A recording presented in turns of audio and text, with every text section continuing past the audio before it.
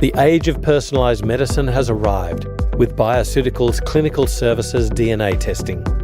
Advances in genetic testing mean that we can address an individual's health needs according to their unique genetic profile. For more information, please go to bioceuticals.com.au and click on the Education tab.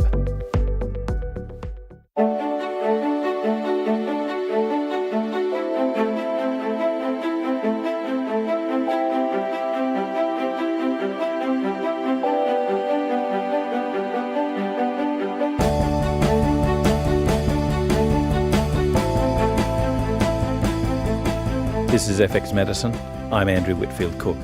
Joining me on the line today, all the way from sunny Launceston in Tasmania, I say that with a wry smile, is Dr Gary Fettke, who's a Tasmanian orthopaedic surgeon with a long-standing interest in the preventative aspects of health outcomes, and particularly before surgery.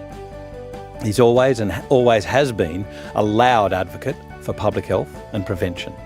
As a cancer survivor, he saw the benefits of reducing sugar and processed carbohydrates in his own health and started to share the information in broad principles with his patients. His open nutritional advice on healthy eating has come under investigation by AHPRA after anonymous vexatious notifications by dietitians. His case became public last year, and partly after his involvement in the Senate inquiry into the medical complaints process in Australia that highlighted the AHPRA process. Welcome to FX Medicine, Dr Gary Fettke. How are you? Good morning, Andrew. It is quite sunny down here. Well, it's not in Sydney.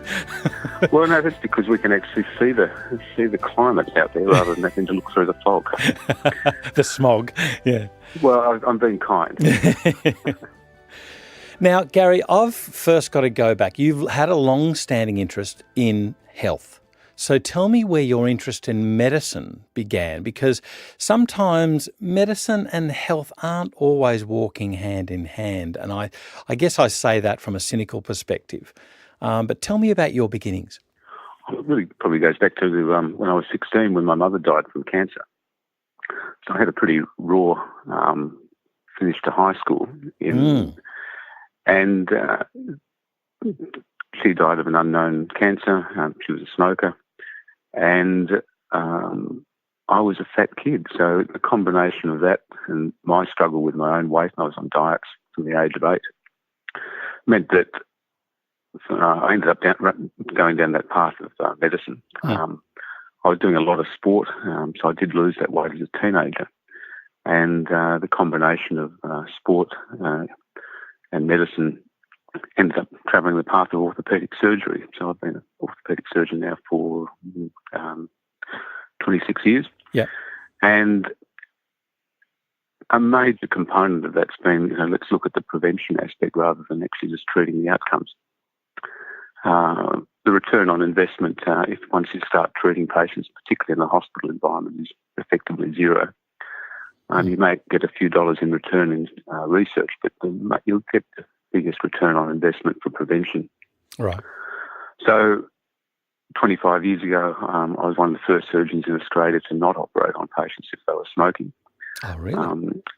And I used to give a paper where there's called "Where There's Smoke, There's Fire."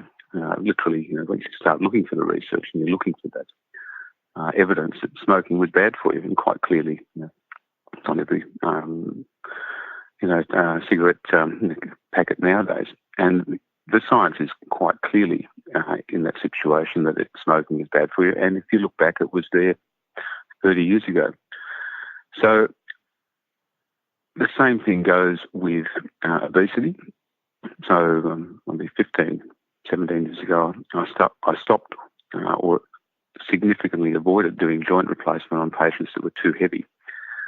And for the same reason, the results of joint replacement are not as good if you are too heavy. It's blatantly obvious that patients don't recover as well. Yeah. They have more complications, and the procedures and interventions aren't going to last as long. And I got challenged on that one as well, and as well as the smoking issue, and I've presented papers, again, all related to that. But if you tell people to stop smoking and you tell them to lose weight, the big problem in the medical profession is we just tell them. And there's a big difference between telling a patient and then or providing them with the tools to actually give them that advice. So the flow on from that is I've effectively been doing research on the obesity aspect for 40 years. And ultimately, this is my journey where I came across the problems of eating by the food pyramid. I sort of say that, I tried to do that. I had a healthy eating lifestyle, if you go by that food pyramid, for many years. Mm. And sure, I snuck in a bit of chocolate because, a little bit might hurt. But I had major weight issues for a long time. And I also had diabetes or pre-diabetes, high blood pressure. And then I had a cancer 17 years ago. Wow. And it made me obviously rethink all of that and go, hang on, I think I'm supposed to be doing the right thing, and yet I'm getting sicker. And the flow on as time went on, as I started looking at the perils of sugar, and then as I realised it's not just sugar, it becomes the whole eating process. And if we start doing the opposite of that, which is eating real food rather than processed food, you end up with a definition of, it's a tragedy. We've actually got to call real food. It should actually just be food. Mm. So if you actually eat food, that by definition is low in sugar, low in refined carbohydrate, and has a higher amount of healthy fat. It's just eating fresh, local and seasonal food. And when you define it, it doesn't come in a package, it doesn't come in a truck, doesn't have long food miles. And I like Karen Zinn, a comment from, a quote from, she's a dietitian in New Zealand, empty pantry, full fridge. So right. When you look at that definition of real food and you start looking at eating towards nutritional value rather than calories, surprise, surprise, the health improves. And I was my own N=1 experiment, extrapolated that across the family and then my surgical team, and you started seeing amazing results in everyone's health. I don't apologise to my surgical team because they've actually all improved in their health. And do they want an apology? Oh, yeah, they occasionally remind me that I've started them on that journey. Yeah. But we're a good team, and it's been the flow on from that is several years ago I started explaining to my patients that sugar in the amount that we're having is, dare I say the word, toxic. Mm. And that's when my problems, I suppose, started when I started creating waves in the hospital system of the hospital food, and I'll say it, I think as a concept, hospital food is crap and it's killing my patients. Mm. And I'll say that because the example of food that we give to patients in hospital is less than optimal. And I'm sure it doesn't kill them in hospital, or not that I'm aware of, but over a long period of time it sets a poor example. And the major example I use here is that if you've got diabetes, the current hospital guidelines are that you're supposed to have 2 desserts per day. Yeah. And that's a New South Wales hospital food guideline policy, which has been duplicated around Australia and particularly in Tasmania. Wow. So if you think about it. Who sets that? No, that's the hospital food guidelines for patients. And you're supposed to have recommendations of 2 desserts per day plus biscuits for morning tea and afternoon tea, and 1 to 2 energy foods, which include muffins, potato chips, and energy bars. Wow. So I've pointed this out to the hospital system, the hospital food industry, and all I do is take the data and take the information from their guidelines. And quite clearly, if you've got an inability to handle sugar in your diet, which is what diabetes is, we shouldn't be encouraging patients in hospital to have significant amounts of it, which just push their blood glucose control way out and creates problems. So, unfortunately, I point out these blatantly obvious flaws in the system, and that's created waves. And in my situation, the hospital dietitians started reporting me to the medical board. But I can't believe that any dietitian would support those sort of guidelines. Indeed, I would have thought they would have been throwing their hands up in the air and tearing their hair out at those. I mean, I'm bamboozled by the acceptance of those. I do want to ask a question though about going back to your childhood, how did you lose the weight? Was it purely exercise? I had a shocking diet as a teenager. I had my 4 litres of ice cream per week. I was raiding everyone's fridges. I was completely carb loaded. And I had that growth spurt. I was exercising literally till the cows came home. Right.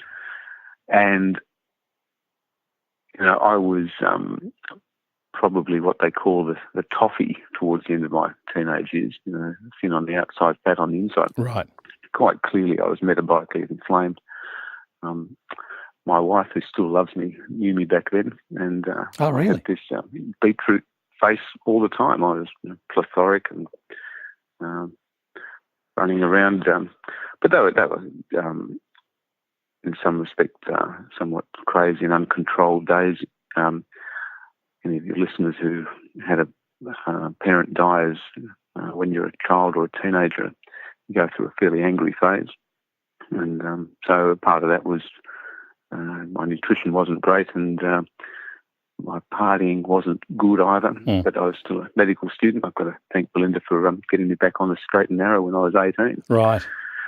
So not that I was, but they were just angry days.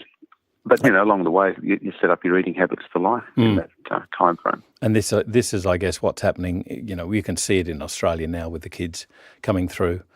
20%, what is it, 20% obese? And increasing. That's figure 50% overweight. Certainly 40 to 50% now overweight. And there's a population.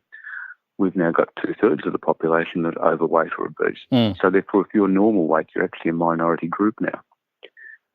Wow. And that's it's an interesting way to start thinking about it. So if you hear normal weight people are getting almost discriminated against because you just, I hear about that in the schoolyards now, that the normal weight child is copping a bit of flack for being too skinny.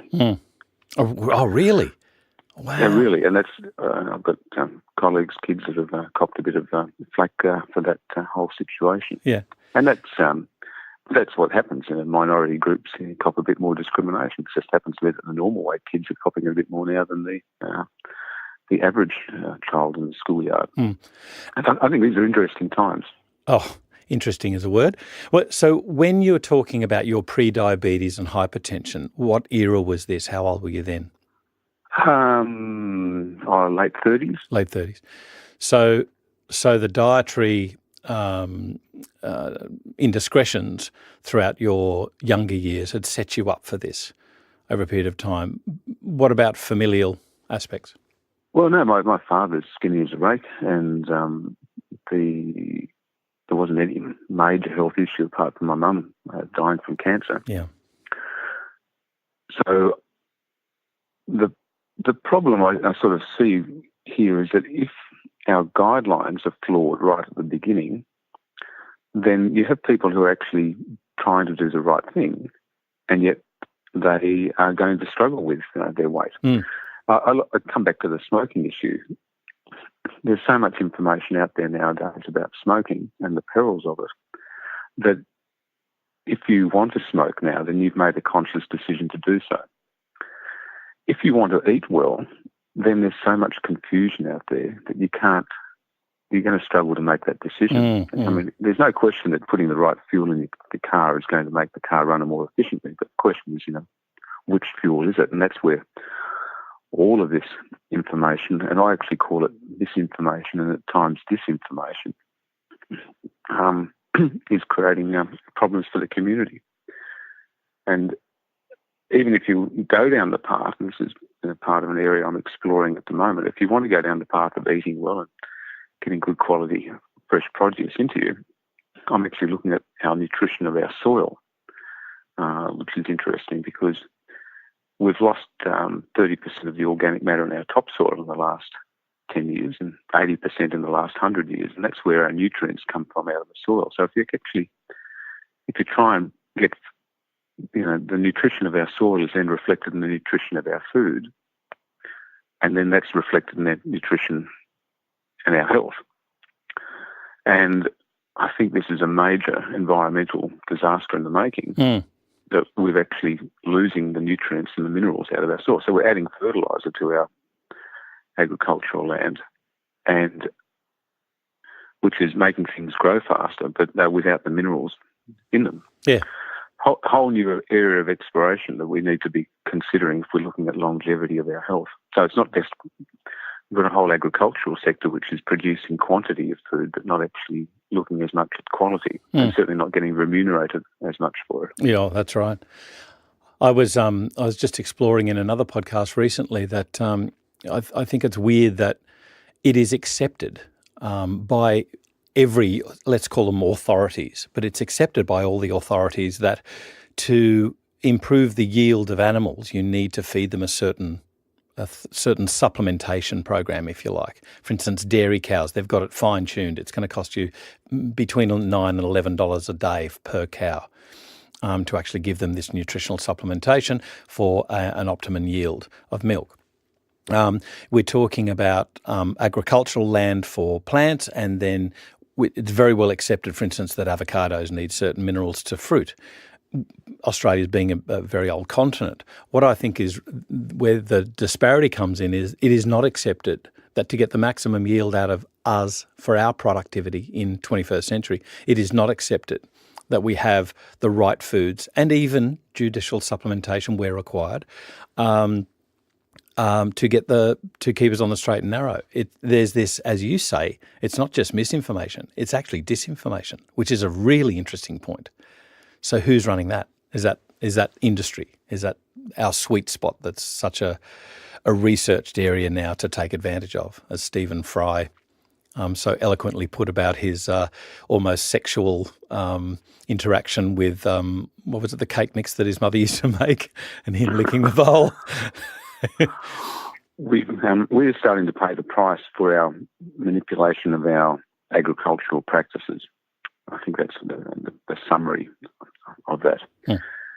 As to where it stems from and where it goes, I'm fascinated as to why we've gotten ourselves into the predicament, and certainly, of our health practices, and excuse me, and where and why it's being defended as such. So I've given that some thought, because clearly I keep coming up against obstructions when I'm trying to talk about the current science and the current outcomes, and try and work out why it's being defended so strongly. And it's sort of a layered effect. And the first is that if you have generational education, then people come to believe things. So if you're being taught by your educators, and their educators have been taught by educators before that, and they're all taught the one thing, then all of a sudden you believe it. Yep.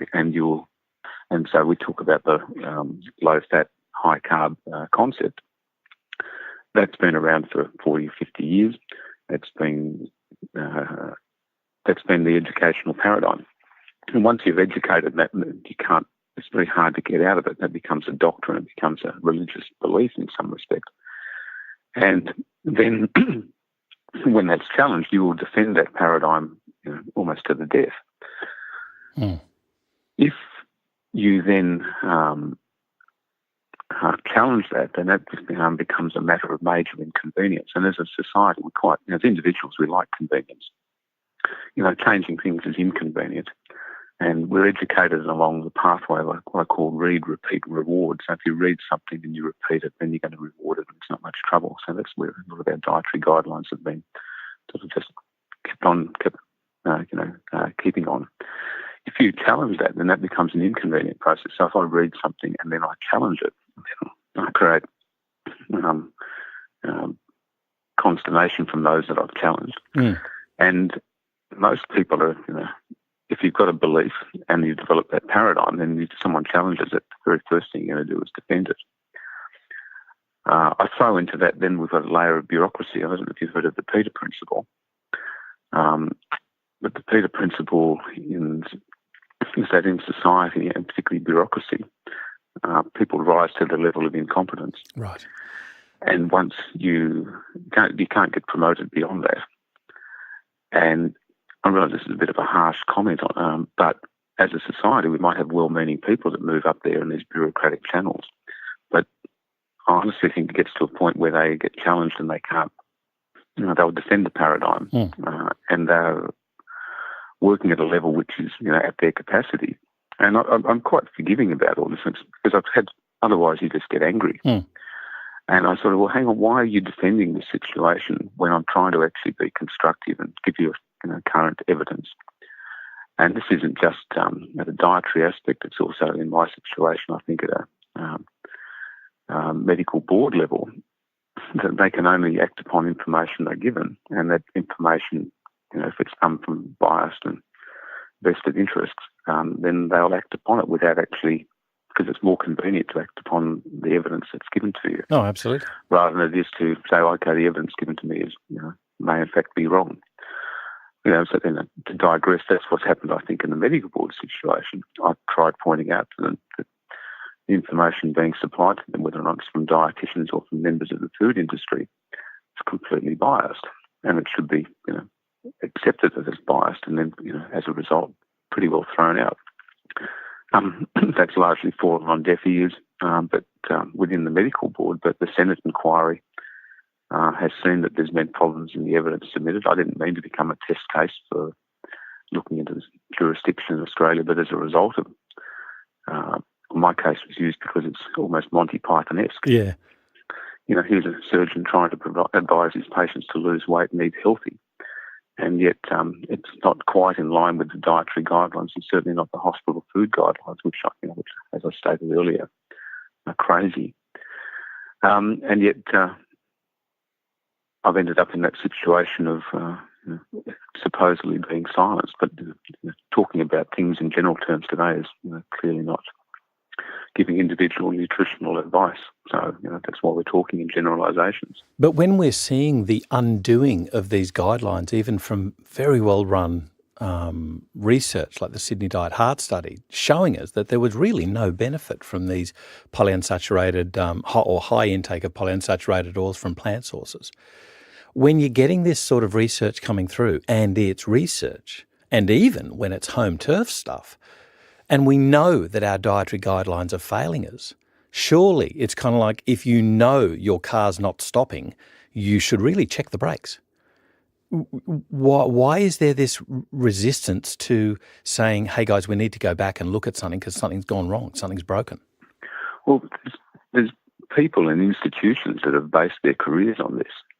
And it's a big, big ask to admit that you're wrong. And that's, I think there's, I'll say, a bit of personal ego and institutional ego in that scenario. Right. There's often, massive dollars involved in this at a research level. When you admit that you're wrong, it costs you something in the process. I used to be the cake judge at the hospital, to put things in perspective. So yeah, I'll admit I made a mistake. Sorry, guys. Sorry, everyone. When you start, I was also involved in a knee replacement recall. A knee replacement had a very long history, and there was a bad batch of that for about 18 months. No surgeon in the world knew about it, and yet admitting that. That a bad batch had gone and cost my knee practice for a couple of years. Not that I did anything wrong.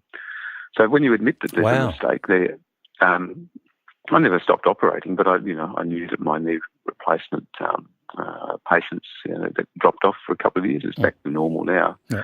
But there is a price to pay for admitting that you're wrong, and it's perceived.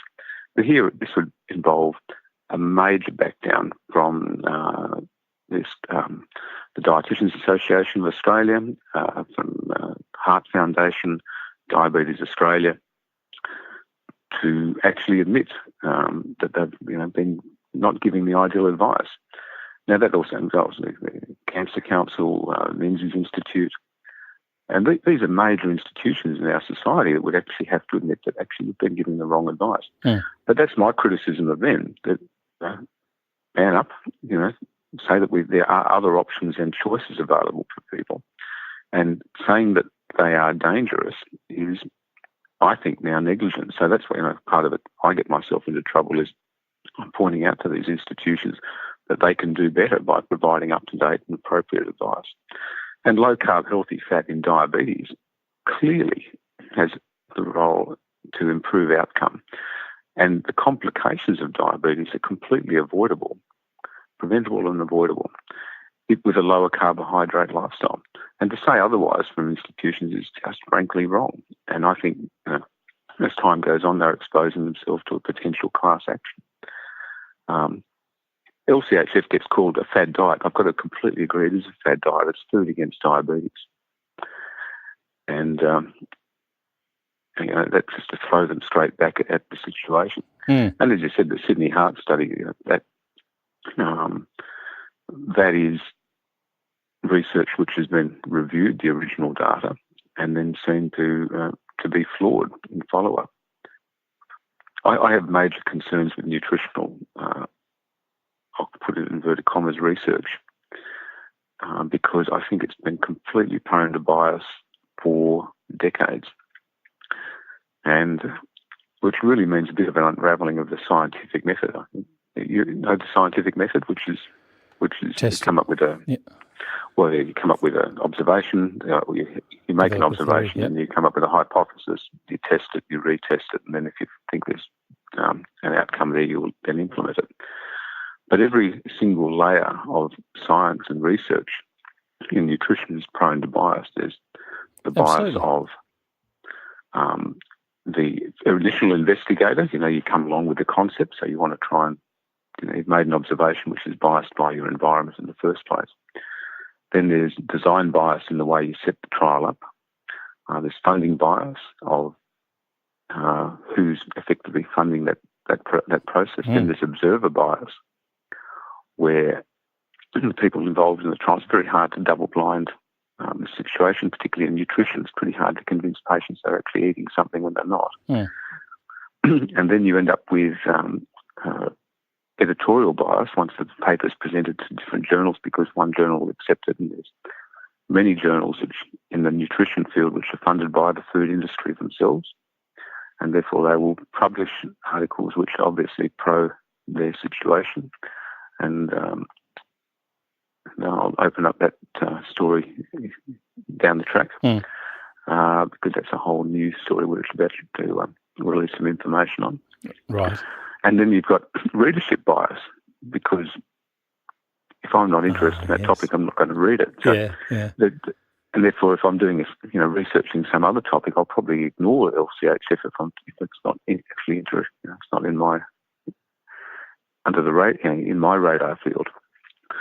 So, as a result of nutritional science and research, I'm just looking back, I struggle to make any interpretation of it, and therefore, most of the work that I've been doing is looking at it from a biochemical aspect, going back to the cellular level, going back to the chemistry of fructose and glucose and the polyunsaturated oils, and because what we ate 10, 20, 30 years ago is just prone to error. And yet people, and our guidelines are just driven by this sort of information which has been collated in a biased fashion, with lobby groups having major input into it. Is one of the great problems with our current dietary guidelines, would you agree that one of them is that they don't incorporate our level of convenience in our current lifestyle, that everything must be convenience? I won't ride to the shop or walk to the shop or run to the shop. I'll take the car, even though it's, 500, 800 metres away. I'll do the shop at the supermarket, but I'll park as close as I can so that I can walk the trolley there. And it's the great challenge is to try and get the closest car park. It's our mindset. Everything is based on convenience. We have computers running our lives now, so our virtual world is within a box that we're looking at. The other thing where I want to go, though, is part of it, even if we do want to try and eat healthy, even if we want to eat, let's say, more salmon, I'd love to find a salmon 50, 80 years ago that ate soy. So are we sort of our own enemy in that we want to do these things that are supposedly good for us? The intake of fish oil, even supplements. And then we actually create a strain on the natural resource that provides that. So is it really that man's the problem, I guess? Like how do you address this sort of stuff? Oh, you moved to Tasmania, but we don't want too many of you Sydney-siders coming down here. But, quite seriously on that note, I'm completely with you. I mean, we used to live in Sydney. So I actually say people exist on the mainland and we live in Tasmania. It's Tassie pride now. I actually think that we have gone over the edge of the cliff as lemmings. And I think that what I'm talking about and encouraging people to consider as a choice is to adopt a healthier eating lifestyle. And it's not just how you eat, it's how you live and exercise and move and interact. But as I think it's really hard, even if you think you want to eat healthy, to actually find that food. So I think there's a great movie, Pixar movie called Wall-E. Yes. Which I've watched again as an adult. Love it, and realised yes. That's right. There's a serious message. We've gone over the edge, and what I'd like to think is that my children and grandchildren are going to be armed with the information to make the choices they want. I just gave a talk to one of the political parties recently about the role of where Tasmania can fit into that equation. I do think that in Tasmania we have a potential oasis here on the planet. With a couple of minor tweaks, we can be fossil fuel free for our electricity production. We have arable land. We have temperate climate, even though it's a bit cooler than Sydney. And we have the ability to become self-sufficient. And part of that is looking after our farmland, our topsoil. And actually there's a great believer in cows actually restoring organic matter to our topsoil. The fact that cows are being accused of methane gases and causing global warming is a nonsense. It's another one of those compared myths. to other things, yeah. Oh, no, even on the number crunch, actually sheep produce more methane per kilo than a cow. Oh, really? And there's about the same number of ruminants, cows, sheep, goats, bison, buffalo on the planet as there was 100 years ago. Those numbers haven't really changed. It's the way they've been farmed and grazed. It probably has. And I've got to admit, I think it's crazy that in the US that they a lot of their cereal and grain production is actually for feeding cattle and cows in feedlots. But if we can actually restore our cattle back onto the pastures and the grasslands, they eat that grass, which is actually dragging carbon dioxide out of the atmosphere. And they convert that into organic matter. And I just took a little video on the weekend. It made it seem strange. I actually turned over a cow paddy just to look underneath at all the worms and everything that was actually coming out of it, purely because of this argument that we can restore organic matter to our topsoil, and it's not done by tilling and ploughing the soil or adding fertilisers. It's actually by using ruminants and putting that material back. So I think we need to relook at that, and I think Tasmania, we can do that. That's getting nutrients back into the soil. How we do that across the agricultural lands of Australia, which, as you've said, have been ancient lands which actually don't have a lot of mineral content in it anyway. That's a big, tricky matter. So where are we heading? I think, unless we have a dramatic turnaround in our food production and the quality of it, not the quantity, as a society, we're going to struggle with modern disease. Or the term I heard recently, I quite like it, is that we now have food disease on the planet. And that's is a product of convenience, but then we all prefer to do that rather than grow vegetables in our backyards. And there is the opportunity to turn our backyards into vegetable plots, our our streetscape can change with major changes in council decisions. And there are some, small streets around Australia that are, instead of putting, dry grass down the side there, you turn them into little vegetable plots in community areas. And that's a very big holistic comment, but it requires actually everyone to get off their, almost said that other word, off their backsides and start making a difference and contributing back into the community. So we're actually not just convenient, it's also selfish. Yeah, but it's not that hard. We actually do it. My father-in-law just thought, hang it. And he won an award for doing so. It was really cool. And then what we've got is this. It's not huge. It's just a tiny little sort of plot out the front, but it's a community garden and he gets joy out of it. And our neighbours reap the rewards of these beautiful, beautiful tomatoes, way too many chilies, like organic soil. So we really look after it. I guess the only thing we can't control is that it is on the nature strip, and so therefore any car that goes past, thankfully we're in a cul-de-sac, but any car that goes past, of course, there's sort of those issues of fuel things. But hey, what do you do? Well, the majority of us aren't living on the main road. Well, that's true, and we're breathing them anyway, so that's sort of like, well. And again, it's apart from being healthier for us, it's healthy for the soul. And there is one of the most common features of people who live over the age of 80 is that they garden. Yeah, so the blue zones. Blue zones is another whole topic. Yeah.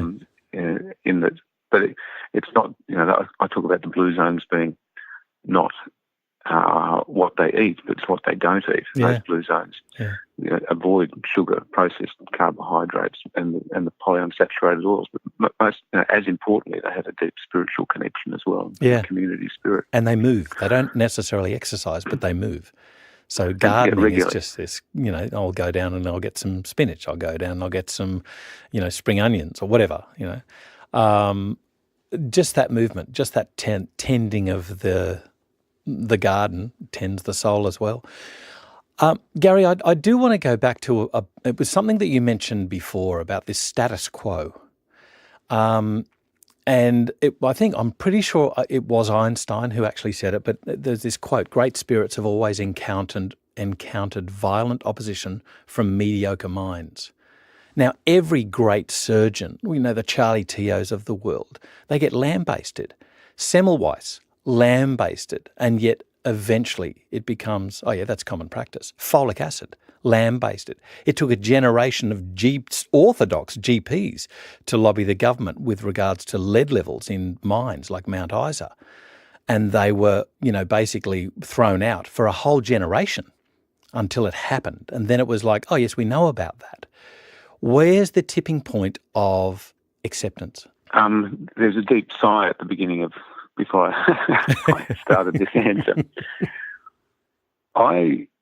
As we talked about research, I struggle with the findings of nutritional research because of where, I'll say, funding bias and funding interpretations and implementation. What we've done is we've gone to the public.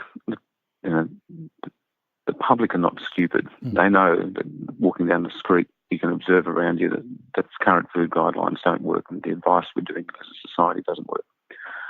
So rather than waiting for governments to change their decisions and advice because they're under the influence of lobbyists, I'm openly cynical,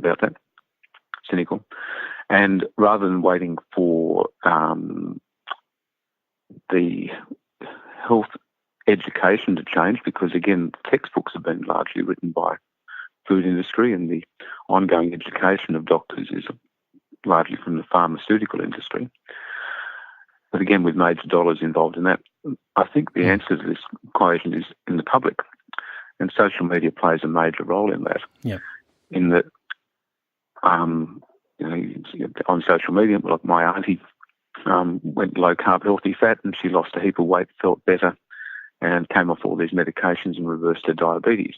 That's a far more powerful message within a small, that family unit than people talking about what happened in some double-blind, poorly controlled study funded by industry. Yeah. So if we talk about that, I actually think the answer going forward is actually the public, because the multiple N=1 studies are out there. This person does that, and they improve, and they improve, and they improve. Now, there's a thing called, you talked about what the tipping point is, and there's a ecological term called committed sardines. I don't know if you've heard about that. No. But committed, a school of fish, and we talk about sardines here, can turn with a blink, 180 degrees. Yes, right. But a school of sardines, if it reaches, compare it to the size of a sperm whale. A sperm whale to turn 180 degrees takes around about 3 or 4 minutes. Mm. So it can't do it quickly, whereas a school of sardines can turn on the blink of an eyelid. Mm. And the number that are required to turn that school of sardines has been researched, and it's about 3%. Ah. It's not 30%, it's not 40%, it's not 50%, it's not a majority. It's an about idea. 3% can turn the concept around, because at any point in time in a school of sardines, there's some fish on the outside that are swimming in the opposite direction, a bit more alert to danger. And once you're alerted a certain number, then you can turn the whole lot. And I think that myself, others, you guys, we're all part of that group of committed sardines, early adopters, and as a result of that, making a difference because of multiple N=1 studies. Mm. I know a couple of guys who are podcasting, and their aim is for each person to raise the awareness with 2 others. And if you keep doing that, the multiplication effect of that is, that's the way forward. Yeah. So I've got to digress for a second. I've just got 2 kangaroos just outside my study window here. How cool is that? That is really cool. Grazing on the non-vegetable portion of the garden, so that's okay. So, Gary, with regards to things like change and convenience, if I'm thinking here about this cold, windy, wet Sydney morning, and yet there's a necessity to move, and I'm sitting here right now on my backside, and I need to move, and yet it's so warm and cozy. And when you're talking about the learned convenience and the learned behaviours, physical behaviours, not less, let alone dietary, of obese people and diabetics, how do you institute change? How do you get them to move? I think it's nutrition 1, movement 2, rather than... I think this is a flow-on from the 1977 Life Per Unit campaign, that we've started convincing ourselves, everyone who's overweight, the norm, get up and move campaign, is primarily a movement issue. Mm. I think food drives behaviour far more than we think. What I've come to learn is that there's the chemistry of food, particularly fructose, actually drives behaviour to make us hungry, eat more. Fructose in nature comes in fruit, and possums will strip a fruit tree bare at the end of summer, beginning of autumn, when those so they can deliberately turn that into fat for winter hibernation. It's a very primitive but most important, which we don't do, reflex. No, because we have the ability to get fat or store fat for winter hibernation every day. But when we're exposed to fructose, it will actually drive a certain amount of behaviour. Again, the survival instinct, just as much as we need water. Mm. And then you're actually distracted by the market, and the marketing of food is such that it's full of bright colours, and it's telling you terms like natural and it's good for you and healthy. So when in fact anything in a packet probably isn't. So you're distracted by the market, and then you've got the cultural issues, and we talk about going to a party or going to a celebration, or we've got morning tea and afternoon tea. It's not so it's a break. It's actually always associated with food. Yeah. So it's very, very hard for people to actually change all of that when you've got so many distractions around it. Where does movement come into that? Well, I think that's number 2, and that requires this thing called motivation. And a lot of my patients have arthritis and can't actually move as much as they'd like to. So I focus on what they can do, which is, focus on what you're putting in your mouth, start making conscious decisions. I'm a bit more of I'm moved away from the 30 minutes a day of aerobic exercise to core exercises and high intensity work. Yeah. But that may be my own personal bias because I don't have a lot of time in life, so I'll do that for a few minutes a day rather than being able to find the time to get half an hour. So this is the HIIT training, high intensity. Yes. I do that, but again, that's not for everyone. But again, it's a matter of keeping moving as much as you can, and it does require motivation. But to try and do all of this by yourself is very hard. Belinda came up with a term that most people require SAM when they're addressing all of this lifestyle stuff. And SAM stands for support, accountability, and motivation. So when you're actually trying to embark on a change in health, change in weight, getting diabetes under control, it's very hard to try and do it by yourself because of the distracting things around you, how food drives behaviour, the environment, and the market. So one of the things we encourage people is to not do it alone. Drag the rest of your family in, and you do it as a family. Do it with the support of friends, and that comes back to community. And it's much easier to do low carb, healthy fat now than it was 5 years ago. Or even when I started talking about sugar several years ago, I thought I'd lost the plot. But now, if you sort of say, "Look, I've cut back on sugar," you're not ostracised. No, that's right. So again, the only way that's occurred is actually because of community message, social media, because you don't really see governments spending a lot of money saying, here's, give up sugar, or leading by introducing a sugar tax, because again, that's it's bad dollars for government to be discouraging the sugar industry. So I think it comes back to support, accountability, motivation, and as a community, we're doing that now better than we were before. And there's a growing awareness of that we're doing something wrong and that we can do better. In fact, I use that hashtag "we can do better" and hashtag "we can't wait." One last question: when we're talking about low carb, healthy fat diets, we're talking about changing our types of nutritional intakes. Can you still have too much of a good thing? Like, you talk about fructose being the driver of hunger, but once hunger is set in, it's a hard thing to change. So even when you try to start eating salads, they're not eating a little bowl, they're eating a massive bowl. And then they're saying, I still need more, so I'm going to eat not one chicken leg or something, I'm going to eat the chicken, So what do you find are the best ways to change the volume of intake? Education. Number one, I use a fist size as an example. I say to people, if you've got a fist-sized amount on your plate of nutrient-dense food, that's all you need. It's hard early on to actually make those changes. And I'm moving towards this concept of eating nutrient value rather than quantity. Right. And if you find the nutrients, then you'll in fact find the satiety. You'll feel full. Right. I think one of our big problems in society at the moment is you eat one pizza, you've got a truckload of calories, but you don't have any nutrients. So your body says, actually, I better go and eat a second pizza now. And so I think part of our volume on a plate is driven by habit. Part of it's driven by the fact it's actually nutrient poor.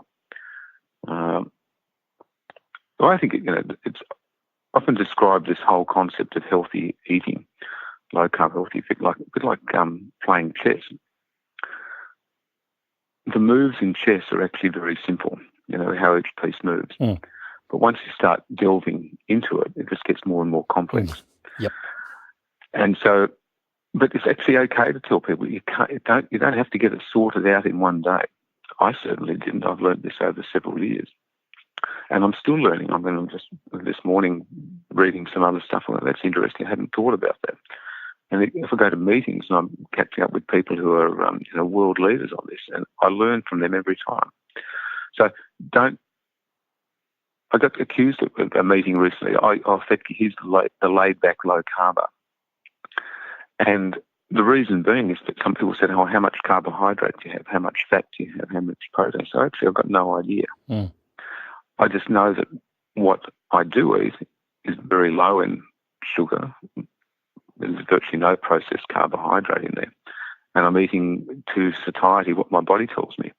I'll wake up and I go, I think I need a bit of protein here, so I'll have some, eggs and leftover meat from last night. And some days I'll go, actually, I think I've got a bit more fat here, so I'll have a bit more nuts and cheese and some dairy in there. Mm. So I think we need to, because people think about it as diets and they think they get really hardcore about it, which is fine. And I think you need to do that sometimes to sort of really develop an interest in how much you're having. But once you relax into it, okay, it's just a lifestyle. I'm just going to stop eating so much processed food and having the strength and the willpower when you're in a community, in a group, when they sort of say, have a bit of cake, or I'll say, well, my life's easy at the moment. Nobody offers me cake apart from to tease me. So I literally walk into a room at the hospitals now and people hide their cakes and junk food. I think, well, it's good, I'm winning. I don't have to say anything anymore. Mm. For want of being a little bit controversial, and we talk about them as treats, and I actually think they're moments of substance abuse. Mm. And that because we're driven to it, and but the moment you understand how you're driven towards that sugar and that behaviour, then you start being able to having some control. And it's a bit like the tobacco. Once you have the information, then you can start making personal decisions. Mm. So I still have some chocolate, it'll be 90%, and I understand that I like the taste of it. But I'm actually enjoying that. It's very low in sugar, and, we're not having truckloads of it. Mm. So it's okay to, let your sweet buds, have a hit from time to time, but just understand that it is that rather than having it for nutritional value. There are essential proteins that our body requires. There's essential fats that our body requires, but there is not a single biochemical pathway in the body that requires ingested glucose or fructose. We don't have to have carbohydrate in our diet. So it's there in nature in surplus to allow us to get fat for winter hibernation. Mm. It's there as an extra fuel source. A carbohydrate in your diet is a luxury item. Mm. And sure, we've got a convenient staple food supply based on cereals, grains, sugar, soy, which make our life easier, and we can crop and take nutrients out of our soil for that. But we need to understand that as a society, we're starting to pay the price for it. Yeah. Gary, on a last question, just some quick resources. If people want change, where do they go to get it? I have a website that we're running still called nofructose.com. That has overview stuff. It's certainly got many of my lectures that I give. Belinda, because of the politics of medical boards, has taken over my Facebook page, and so it's called Belinda Fettke, no fructose. But I'm still tweeting away on Gary Fettke, fructose no. And I'm still staying loud on this topic because I have to, Andrew. Once you see the results of low-carb, healthy fat living for yourself and for others, and particularly in diabetes management, once you see the results, you can't unsee them. Mm. And it's too important. It is. And the sooner we get to the 3% of the committed sardines out there, we're going to make a difference for those that choose it. And I understand it's going to be difficult to actually eat well for everyone on the planet. But if you actually understand that you've got a choice and there's an option, then you can start making those decisions. And it's not going to be for everyone. But I think not letting people know about it, that's the thing I can't forgive the system for. Mm. Words well said, and I've got to say hardly fought for. So, Dr. Gary Fettke, thank you so much for joining us on FX Medicine today and sharing your passion and your knowledge, and indeed, I would say, your care for your patients. Even though they might not like it in the short term, it's their ultimate care that you're thinking of in the long term. So thanks very much for sharing your expertise with us today, and good luck for the future. Thanks, Andrew. It's been great chatting. This is FX Medicine. I'm Andrew Whitfield Cook. Hi, I'm Andrew Whitfield Cook. At FX Medicine, we strive to be clinically relevant for you. So please get in touch with us if there's a topic you'd like us to explore or a specific expert you'd like us to interview. You can email info@fxmedicine.com.au or contact us via Facebook, Twitter and Instagram.